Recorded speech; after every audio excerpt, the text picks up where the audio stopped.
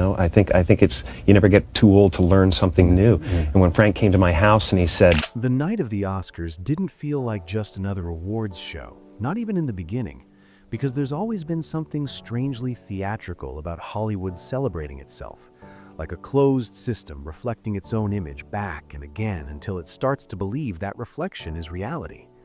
People tune in for glamour, for speeches, for moments that feel bigger than life.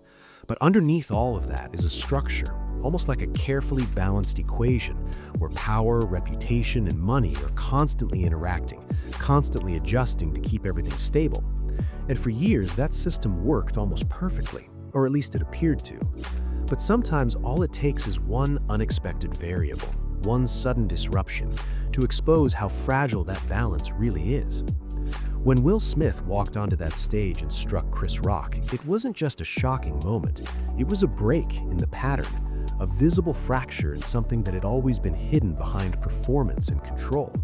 The world reacted instantly. Of course it did, because it was live, unfiltered, impossible to ignore.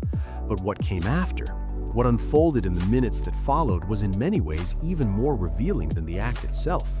Because once the shock settled, once people had a second to process what they had just seen, the response inside that room became the real story. A standing ovation. Not hesitation, not distance, not even visible discomfort on the level you might expect.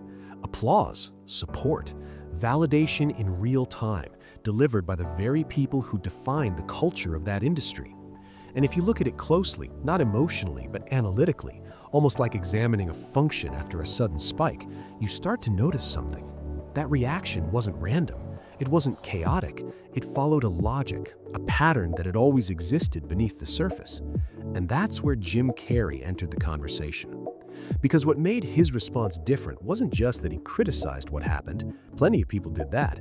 What made it different was the way he framed it, the way he stepped back from the event itself and looked at the system around it, like someone analyzing the structure rather than the surface. When he said he was sickened by the standing ovation, he wasn't just reacting emotionally. He was pointing to something deeper, something structural, something that had been operating quietly for years. He called Hollywood spineless. That's not a casual statement, especially coming from someone who had spent decades at the very center of that world. Jim Carrey wasn't an outsider throwing criticism from a distance. He was part of the system, someone who had benefited from it, someone who understood its mechanics from the inside. And when someone like that speaks, it carries a different kind of weight, because it suggests that what we're seeing isn't just perception, it's reality. But to really understand why his words mattered, you have to understand who he is beyond the surface level of comedy and performance. Jim Carrey's career wasn't built on playing it safe. It was built on risk, on transformation, on pushing boundaries in ways that redefined what a leading actor could be. From exaggerated physical comedy to deeply introspective roles, he moved across genres in a way that very few actors managed to do. And over time, he became something else entirely. Not just a performer, but a thinker, someone who questioned identity, ego, and the idea of self in a way that most celebrities avoid. So when he looked at that moment, he didn't just see a man losing control, he saw a system responding exactly the way it was designed to respond. And then, almost as if the conversation needed a second voice to confirm what was being said, Eddie Murphy stepped in. Not with a long explanation, not with a detailed breakdown, but with something much more subtle and in some ways more effective. A joke. But not really just a joke, because timing matters, context matters, and when someone like Eddie Murphy chooses to speak, especially after years of staying relatively distant from the noise of Hollywood, it's rarely accidental. His comment at the Golden Globes landed in that space between humor and truth, where people laugh, but they also understand that something real is being said underneath. And that's the interesting thing about comedy. At its best, it doesn't just entertain, it reveals. It takes something uncomfortable, something people might not want to say directly, and presents it in a way that can't be ignored. And both Carrey and Murphy, in very different ways, were doing the same thing. They were pointing at a pattern, a system, a structure that most people feel but don't articulate. The idea that Hollywood, like many systems built on power and influence, doesn't operate primarily on morality, it operates on value. And value in this context is often measured in numbers, box office numbers, revenue, marketability, Influence. For decades, Will Smith represented enormous value. His films generated billions. His image was carefully constructed and widely accepted, and he became something more than just an actor. He became a brand, a symbol, an idea that could be sold, protected, and maintained. And when you look at it that way, the standing ovation starts to make a different kind of sense, not as an emotional reaction, but as a calculated one. Because in systems like that, protecting the asset often becomes more important than addressing the action. And that's where Jim Carrey's analysis went even deeper, into something that feels almost philosophical when you sit with it long enough. He talked about identity, about the idea that over time, people in that kind of environment don't just play roles on screen, they begin to live inside them, to construct versions of themselves that are designed to be seen, to be validated, to be accepted at a massive scale.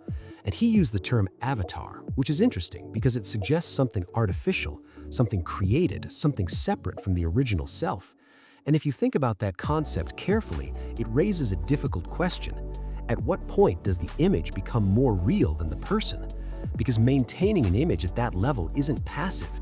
It requires constant reinforcement, constant validation, constant control over how you are perceived.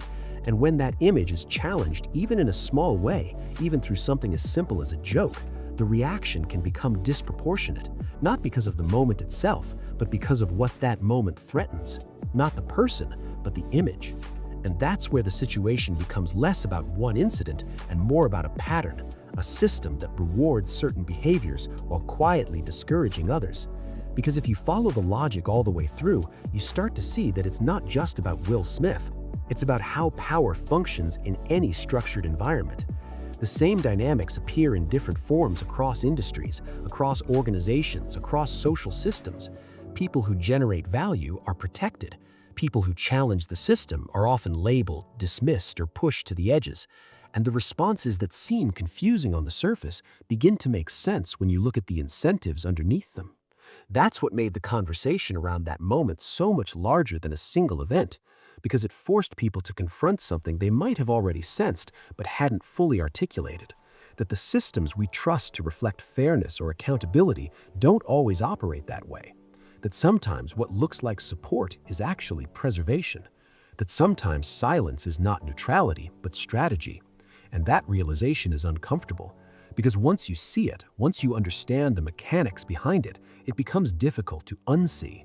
It changes how you interpret reactions, how you understand public narratives, how you evaluate the difference between what is being said and what is actually happening. And that's why voices like Jim Carrey and Eddie Murphy resonated in that moment, not because they were perfect, not because they were outside the system entirely, but because they stepped just far enough back to describe what others were still participating in. They broke the pattern, even if only briefly. And when patterns break, even for a moment, they reveal themselves. That's the real significance of what happened. Not the slap itself, but the reaction to it. Because reactions, especially in controlled environments, often tell you more than actions. They show you what is valued, what is protected, what is prioritized. And once you start looking at situations through that lens, you begin to notice similar patterns in places you might not have expected. In workplaces, in institutions, in everyday interactions where power and value quietly shape outcomes. So the conversation that started that night didn't really end with Hollywood. It extended outward into broader questions about accountability, about influence, about the relationship between truth and comfort. Because at the core of all of this is a simple tension. It is always easier to maintain the system than to challenge it. It is always safer to align with power than to question it. And it is always more comfortable to accept the narrative than to examine it. But every once in a while, someone chooses to do the opposite, to step outside the pattern, to say something that disrupts the balance. And when that happens, even briefly, it creates a space where people can see things more clearly. The question that remains after that moment isn't really about celebrities or awards shows or specific individuals. It's about recognition.